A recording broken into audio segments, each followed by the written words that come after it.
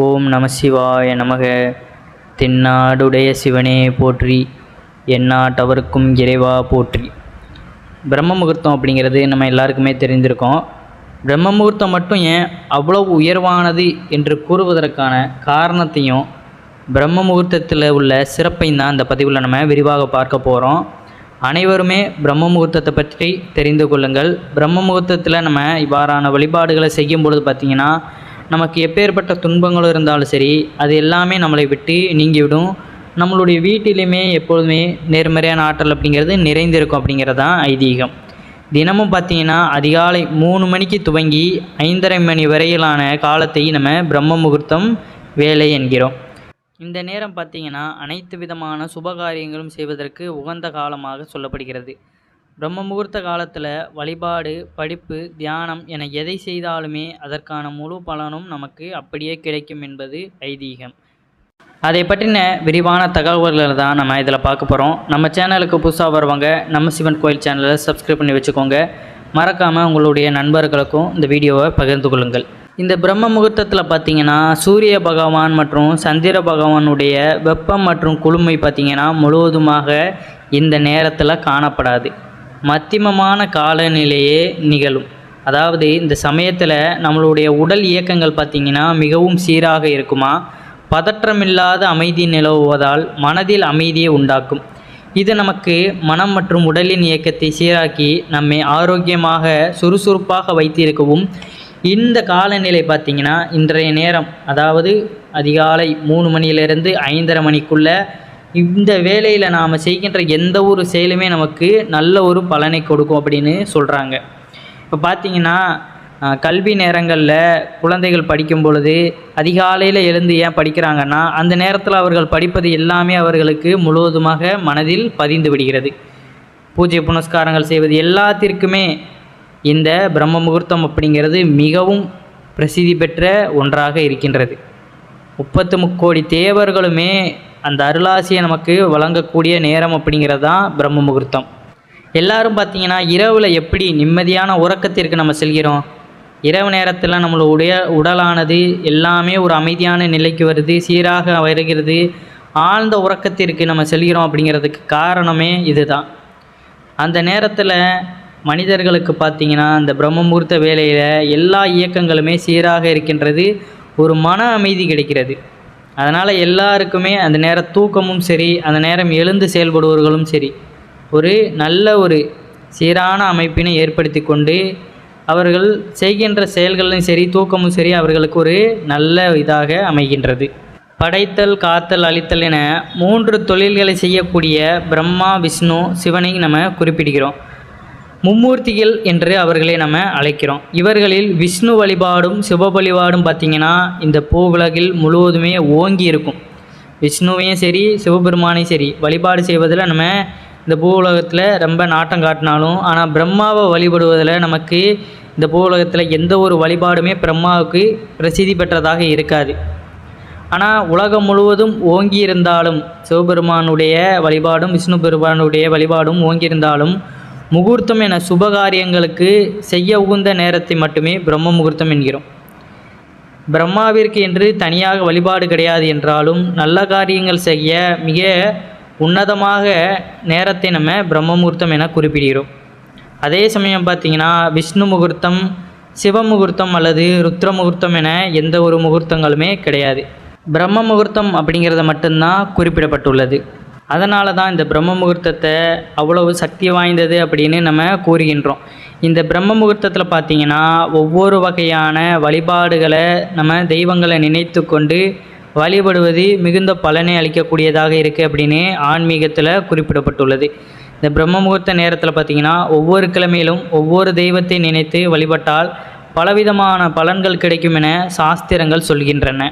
அப்படி ஒவ்வொரு கிழமைகளுமே நம்ம ஏற்ற வேண்டிய வழிபட வேண்டிய சில ஆன்மீகம் சார்ந்த பரிகாரங்களையும் வழிபாடு முறைகளையும் நம்ம இதில் பார்க்கலாம். ஞாயிற்றுக்கிழமை பார்த்திங்கன்னா அகல் விளக்கேற்றி சத்யநாராயண பூஜை செய்து பெருமாளை வழிபட்டால் பித்ருதோஷம், முற்பிறவி கர்மவினைகள், பாவங்கள், கிரக தோஷம் எல்லாமே விலகும் அப்படிங்கிறது ஐதீகம். அதாவது ஞாயிற்றுக்கிழமை பிரம்ம முகூர்த்த வேளையில் இந்த வழிபாடு செய்யும் பொழுது நமக்கு இந்த பலனானது, இந்த தோஷங்கள் எல்லாமே நம்மளுக்கு நிவர்த்தி ஆகும் அப்படிங்கிறது ஐதீகம். அதுபோல் பார்த்திங்கன்னா திங்கட்கிழமை அகல் விளக்கேற்றி அம்பிகை வழிபாட்டை நம்ம தொடங்கணும் அப்படிங்கிற பட்சத்தில் பயம் அப்படிங்கிறது நீங்கும், ஞானம் அப்படிங்கிறது பெருகும். பயம் அப்படிங்கிறது பொதுவாக நமக்கு எந்த ஒரு காரியத்தை புதுசாக தொடங்கினாலும் நமக்கு அதில் அந்த தயக்கம், பயம் அப்படிங்கிறது இருக்கும். அப்போ அவ்வாறான மனசஞ்சலங்கள்லாம் நம்ம விட்டு போகணும்னா திங்கட்கிழமை தோறுமே அகல் விளக்கேற்றி நம்ம அம்பிகை வழிபாட்டை மேற்கொள்வது ஒரு சிறந்த பலனை அளிக்கக்கூடியதாக இருக்கும். அதுபோல் பார்த்திங்கன்னா செவ்வாய்க்கிழமை பஞ்சலோக விளக்கேற்றி கந்த சஷ்டி கவசம் பாராயணம் செய்து முருகப்பெருமானை வழிபட்டால் நோய்கள் தீரும், கண் திருஷ்டி, பீடை, செய்வினை கோளாறுகள் அனைத்துமே நம்மை விட்டு நீங்கிவிடும் அப்படிங்கிறது ஐதீகம். பஞ்சலோக தீபம் அப்படின்னு பார்த்திங்கன்னா நம்ம குத்து விளக்குலேயோ இல்லை 5 அகல் விளக்குகளை நம்ம ஏற்றி 5 பக்கமும் நம்ம அந்த விளக்குகளை ஏற்றுவது தான் பஞ்சலோக விளக்காக கருதப்படுகிறது. அப்படி நம்ம ஏற்றி வழிபடும் பொழுது பார்த்திங்கன்னா முருகப்பெருமானை நினைத்து நம்ம வழிபட்டு வந்தால் நமக்கு ஏற்படுகின்ற பிரச்சனைகளை அனைத்துமே அவர் நிவர்த்தி செய்து விடுவார் அப்படிங்கிறது ஒரு உண்மையான கருத்து. அதுபோல் புதன்கிழமை அன்று குத்துவிளக்கேற்றி துளசி சாற்றி விஷ்ணு சகஸ்ரநாமம் பாராயணம் செய்து கிருஷ்ணரை வழிபட்டால் குழந்தை பாக்கியம் கிடைக்கும், கல்வி மேம்படும், சகல கலைகளும் சித்திக்கும் அப்படிங்கிறது ஐதீகம். வியாழக்கிழமை பார்த்திங்கன்னா அகலில் நெய் விளக்கேற்றி சித்தர்கள், மகான்கள், குலதெய்வத்தை வழிபட்டால் சகல சௌபாக்கியங்களும் நம்மை வந்து சேரும் அப்படிங்கிறது ஐதீகமாக இருக்கின்றது. அதுபோல் வெள்ளிக்கிழமை விளக்கேற்றி கனகாதார சோத்திரம் சொல்லி மகாலட்சுமியை வழிபட்டால் செல்வம் பெருகும், கடன்கள் தீரும், அஷ்டமலட்சுமிகளும் வீட்டில் நிரந்தர வாசம் செய்வார்கள். வெள்ளிக்கிழமை அப்படின்னாலே மகாலட்சுமி தேவியாருக்கு உகந்த நாளாக இருக்கும். அன்றைய தினம் நம்ம சில விஷயங்களை செய்யக்கூடாது அப்படின்னும் நம்ம வீடியோ போட்டிருக்கோம், அதையும் போய் செக் பண்ணி பாருங்கள். வெள்ளிக்கிழமை அப்படின்னாலே பார்த்திங்கன்னா அன்றைய நாள் முழுவதுமே நம்ம ஆன்மீகத்துக்கு முழு ஈடுபாடு கொடுக்கணும். அன்றைய நாள் வீடை நம்ம துடைக்கணும், வீடை சுத்தம் பண்ணணும், அழுக்கு துணிகளை துவைக்கணும், இவ்வாறான விஷயங்களை நம்ம செய்யக்கூடாது. அன்றைய தினம் முழுவதுமே வீடானது அதற்கு முந்தைய நாள் வியாழக்கிழமை நம்ம இவ்வாறான பணிகளை செய்துவிட்டு வெள்ளிக்கிழமை நம்ம ஆன்மீக வழிபாட்டை முழுவதுமாக கவனம் செலுத்துவது தான் நல்லது. அதனால் அன்றைய நாள் நம்ம வீடு தொடக்குவது, தேவையில்லாத விஷயங்களில் நம்ம ஈடுபட தேவை கிடையாது. அதுபோல் சனிக்கிழமை நல்லெண்ணெய் விட்டு அகல் விளக்கேற்றி ஸ்ரீ ருத்ர மந்திர பாராயணம் செய்து வந்தால் சிவபெருமானை வழிபட்டால் சனிதோஷம் விலகும் அப்படிங்கிறது உண்மையான ஐதீகமாக இருக்கின்றது. பிரம்மாவே நாம் படைப்பின் கடவுளாக சொல்கிறோம். தினமும் இரவு நாம் தூங்கும் பொழுது வேறு உலகிற்கு நம்ம சென்று விடுகிறோம். இதனால் தினமும் காலை கண் விழிப்பதை புதிதாக பிறப்பதற்கு சமம் என்று சொல்கிறார்கள். தினமும் பிரம்மாவால் உலக உயிர்களின் சிருஷ்டி துவங்கும் நேரம் என்பதால் இதை பிரம்ம முகூர்த்தம் என குறிப்பிடுகிறோம். ஒவ்வொரு நாள் இரவு தூங்கி மறுநாள் காலை கண் விழிப்பதே இறைவன் கொடுத்த வரம் என்று நன்றியுடன் நினைத்து பார்ப்பதற்காகவே அதிகாலை வேளையில் பிரம்மாவிற்கு உரிய முகூர்த்தம் என்றும் இது வழிபாட்டிற்கான நேரம் என்றும் முன்னோர்கள் வகுத்து வந்துள்ளனர். நம்ம முன்னோர்கள் வழி எந்த ஒரு செயலுமே நம்மளுடைய நன்மைக்காகவும் அதை அவர்கள் ஆக்கப்பூர்வமாக உணர்ந்து அதை செயல்படுகிறார்கள் அப்படிங்கிறத நம்ம முழுவதுமாக தெரிந்து கொள்ள வேண்டும். அதனால் பார்த்திங்கன்னா படைப்பின் கடவுளாக திகழ்கிற பிரம்மதேவரை நம்ம அவ்வளோவா இந்த பூலோகில் நம்ம அவ்வளோவா வழிபடலைனாலும் இந்த பிரம்ம முகூர்த்தத்திலேயாவது நம்மளுடைய அடுத்த நாள் நமக்கு நல்லபடியாக எந்த ஒரு பிரச்சனையும் இன்றி துவங்குகிறதே இந்த வாழ்க்கையை நமக்கு இன்றைய நாள் நம்ம தூங்கும் பொழுதே மறுநாள் நம்மளுடைய உயிரானது எப்பொழுதுமே இருக்குமா அப்படிங்கிறதே நமக்கு தெரியாது. அதனால் ஒவ்வொரு நாளுமே அன்றைய நாளுக்குரிய பிரம்மதேவரிடம் நம்ம அந்த நன்றியை கூறிக்கொண்டு அந்த பிரம்ம முகூர்த்தத்தில் நம்ம இவ்வாறான வழிபாடுகளை செய்வது அப்படிங்கிறது மிகவும் சிறப்பு வாய்ந்த ஒன்றாக இருக்கும். ஒவ்வொரு நாளையுமே நம்ம இனிமையோடு கடந்து போக பழகிக்கொள்ளணும். அதனால் ஒரு கஷ்டம் வந்தாலும் சரி, கவலைகள் இருந்தாலும் சரி, எல்லாமே ஒரு நாளில் நமக்கு முடிந்து விடுகிறது தான். அந்த நாள் வரை நம்ம அதை காத்திருந்து கடந்து போக பழகிக்கொள்ளணும். அதனால் அந்த கஷ்டத்தெல்லாம் நம்ம பெரிதாக எடுத்துக்கொள்ள வேண்டாம். என்றைக்குமே இதுதான் நிரந்தரம் அப்படின்னு நினைத்தும் அதை நினைத்து நம்ம வருந்த வேண்டாம். இன்றைக்கு நம்ம நிரந்தரம் என்று நினைத்து கொண்டு இருப்பதெல்லாம் நாளைக்கு நம்மை விட்டு சென்று விடத்தான் போகிறது. அதனால் ஒவ்வொரு நாட்களையுமே நம்ம இனிமையோடு கடந்து போக பழகிக்கொள்ளணும். அன்றன்ற நாளைக்கு அன்றன்ற பூஜைகளை புனஸ்காரங்களை நம்ம ஈடுபட்டு இறை வழிபாட்டில் மேலோங்கி இருக்கிறோம் அப்படிங்கிற பட்சத்தில் இறைவன் அன்றன்ற நாளையை நம்மளுக்கு மிகவும் பிரசித்தி பெற்ற ஒரு நாளாகவே கொடுக்க வல்லவராக இருப்பார். கவலைகளை மறந்து அனைவரிடத்திலும் அன்பை பகிர்ந்து இறைவன் எப்படி நம்மளை காத்தருள்கிறாரோ அதே போல் நாமளும் மற்றவர்களை நம்மளால் முடிந்த அளவு நம்மளுடைய உதவிகளையும் அன்பையும் செலுத்தி அவர்களை பாதுகாக்கும் பொழுது நமக்காக இறைவன் நம்மளை எப்பொழுதுமே ஆரோக்கியத்துடனும் வளமுடனும் வாழ்க்கையை கொண்டு வருவார் அப்படிங்கிறதெல்லாம் ஐதீகம்.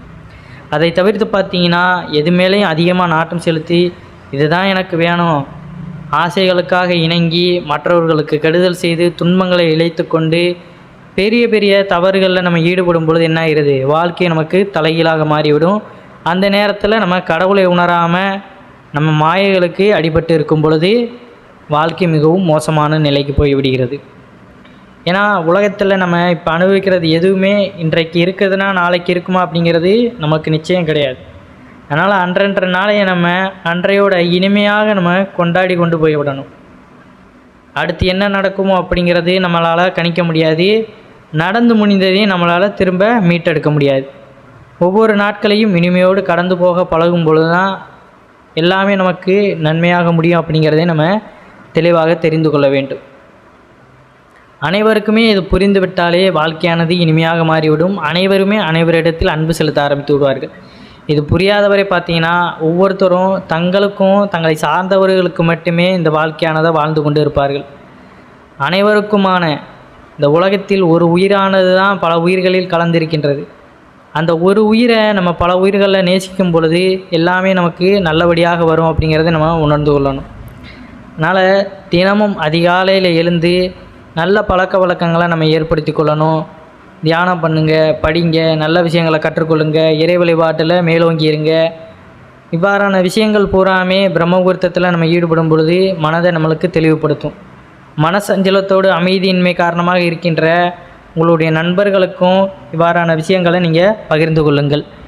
ஏன்னா ஒவ்வொரு மனிதனுக்குமே எல்லாமே இந்த உலகத்தில் எளிதாக கிடைத்தாலும் மன நிம்மதி அப்படிங்கிறதும் மன மகிழ்ச்சி அப்படிங்கிறதும் அவனுக்கு எந்த பொருளின் வழியாக கிடைச்சாலும் அவனுக்கென்று நிம்மதி அப்படிங்கிறது அவனாக ஏற்படுத்தி கொள்வது அப்படிங்கிறது ஒரு முடியாத காரியமாகத்தான் இருக்கும். அப்பேற்பட்டவங்க பார்த்தீங்கன்னா அதிகாலையில் இவ்வாறான விஷயங்களை மேற்கொண்டு வந்தாலே வாழ்க்கை வளமாக மாறும் அப்படிங்கிறத எந்த ஒரு மாற்று கருத்தும் கிடையாது. ஒவ்வொருவரும் இதை புரிந்து கொண்டு நம்ம செயல்பட்டாலே வாழ்க்கை இனிமையாக மாறிவிடுகிறது. எவ்வளோ கவலைகள் இருந்தாலும் அதை மறந்துட்டு அதற்கப்புறம் நம்ம எந்த வேலையில் ஈடுபடுறோமோ அதில் முழு அந்த கான்சன்ட்ரேட்டை நம்ம செலுத்தணும். அதில் ஈடுபாடு பண்ணுங்கள். ரிலாக்ஸாக இருப்பதற்கான வழிகளை நம்ம தேடணும். எப்பொழுதுமே எதையாவது நினைத்து கொண்டு புலம்பிக் கொண்டு அது பயிற்சி இது பயிற்சி அது கிடைக்கல இது கிடைக்கலன்னு அந்த மன வருத்தத்துக்குள்ளே நம்ம ஆளாக வேண்டாம். நமக்குன்னு விதிக்கப்பட்டது இதுவாக இருந்தால் அது நம்மை தேடி வரும். அதை நம்ம அடைந்து விடலாம். இது நமக்கானது இல்லை அப்படிங்கிற பட்சத்தில் அது போயிடுச்சுன்னா அதை நினைத்து கலங்குவதை விட்டு மனதை தைரியப்படுத்தி விட்டு அது நமக்கானது இல்லை அப்படிங்கிறத உணர்ந்து கொள்ளுங்கள். இவ்வளவுதான் வாழ்க்கையை தவிர எதை நினைத்து நம்ம வருந்த தேவையில்லை. அனைவரும் என்றும் இறையருள் பெற்று நலமுடன் வாழ வேண்டும். நன்றி, வணக்கம். ஓம் நம சிவாய நமக.